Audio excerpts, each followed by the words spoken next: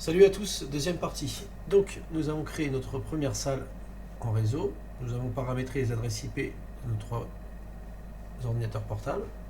Nous avons créé ensuite une deuxième salle réseau où on a aussi paramétré les adresses IP pour chaque PC portable. Nous avons mis un routeur pour relier les deux salles entre elles et les switches ou commutateurs pour relier tous les PC entre eux. Maintenant, nous allons passer dans la partie paramétrage. Dans un premier temps, le pourcentage ici, on va le descendre à 30%, à peu près. L'utilité de descendre, c'est que ça va nous permettre de voir les liaisons entre les ordinateurs. Plus le pourcentage sera élevé, plus ça sera rapide. Donc, maintenant, nous allons passer au paramétrage de notre routeur. Donc, quand je clique sur mon routeur, le nom, comme je l'ai dit, on s'en moque, c'est pas important. Ici, on voit bien qu'il y a deux câbles, d'accord? Le premier, qui va dans notre première salle, et si on clique sur le deuxième, il va aller dans la deuxième salle. Nous, on va s'occuper déjà du premier. Là, ce que nous allons créer, c'est ce qu'on appelle une passerelle. L'utilité d'avoir une passerelle, c'est que notre routeur nous laissera donc passer de l'autre côté. Si notre routeur n'est pas paramétré, nos trois PC ici pourront communiquer entre eux, mais ils ne pourront pas communiquer avec la deuxième salle. Donc, nous allons paramétrer notre routeur. Regardez bien l'adresse IP, 192.168.0.10. C'est l'adresse de base qu'on donne tout le temps. Nous, dans la première vidéo, on avait dit qu'on gardait 192.168 pour tout le bâtiment du collège.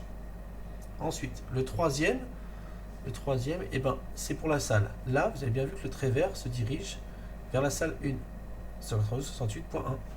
Donc là, on va donner le même début, point 1.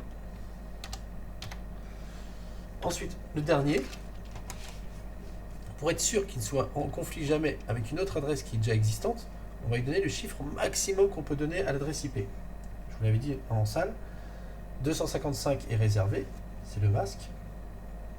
Donc, le chiffre maximum, ce sera 254. 192.168.1.254, ce sera notre passerelle pour pouvoir passer dans l'autre salle. Regardez bien. Maintenant, je vais cliquer sur mon premier PC portable.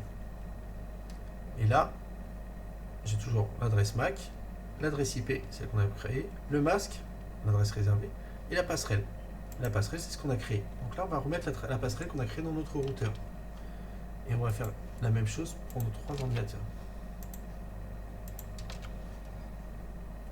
Voilà, notre passerelle est réglée, est paramétrée, pardon, pour notre première salle. Maintenant, on va s'occuper de la deuxième salle. Donc on clique sur le deuxième câble, une fois qu'on a cliqué sur le routeur. Il nous indique bien dans quelle direction il va. Et là, même principe. 192.168 pour le bâtiment, point 2 pour la salle 2, point, le chiffre maximum qu'on peut lui donner, pour pas qu'il y ait de conflit d'adressage IP, 254. On va copier, et même chose, on va mettre la même chose que pour la salle 1, mais avec l'adresse IP de la salle 2. Passerelle, et la passerelle. Et là, notre réseau est opérationnel. Donc maintenant, on va faire un test de bon fonctionnement. Le test de bon fonctionnement, on va cliquer sur la partie simulation. On va cliquer sur notre premier PC.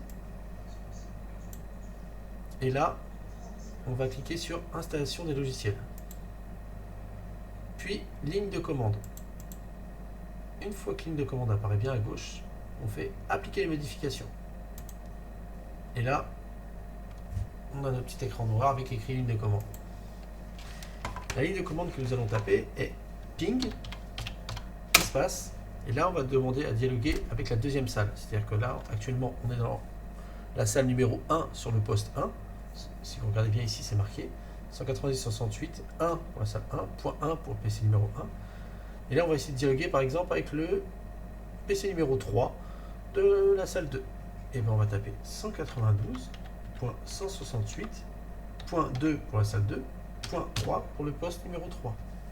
Et on va faire entrer. Et regardez bien ce qui va se passer.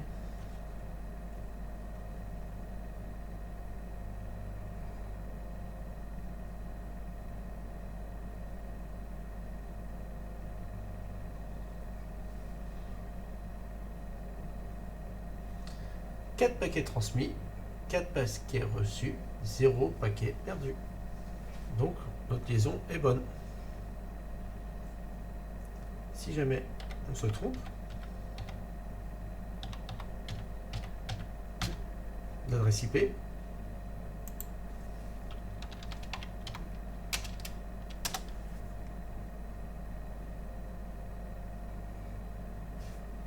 vous remarquerez qu'il est écrit time out.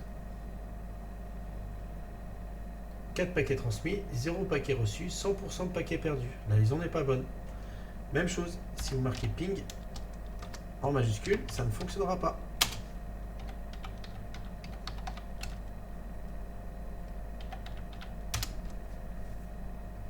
Donc pensez bien à écrire ping en minuscule.